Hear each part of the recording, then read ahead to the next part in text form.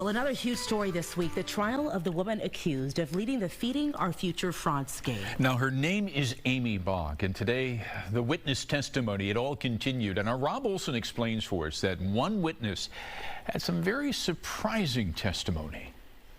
Ben Strayberg, seen here after his rather surprising testimony, was listed as the president of Feeding Our Future's board of directors. Yeah, big shoes, he joked, when shown the nonprofit's org chart with his name at the top. He said he was never on its board, and I had no idea that I was any part of that.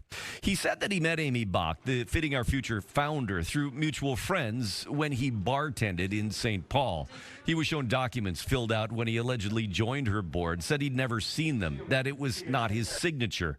One listed his qualifications in managing food service. He laughed and said, "I serve drinks." Was shown board minutes with his name, and one noted that he'd made a motion to open more meal sites.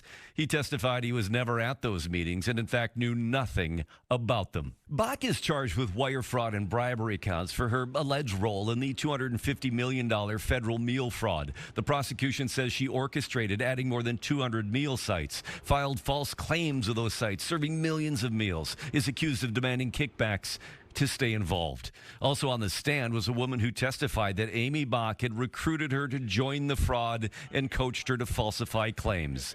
Lula Lee ran a restaurant in Faribault and pled guilty in 2023 for her role in the fraud, said she was recruited to become a meal provider in 2020, was pushed by Bock to fill out claims that she knew were impossible at a kitchen her size. Everything is a lie. They know that, she testified. She know, Aimee. They taught me how to do this. You know, that witness, Lula Lee, also got emotional on the stand several times, saying that she was sorry for her role in this. Now, again, she had a restaurant. Her husband had a meal site. Together, they both pled guilty a couple of years ago. Now, she insisted that Aimee Bock knew what was going on, had coached her through it, but under cross-examination, Bock's defense attorney got her to admit that Bock had never visited her site, which again goes into the defense's strategy here of saying that Bock didn't know about these fraudulent claims, didn't know what was happening, and was a victim.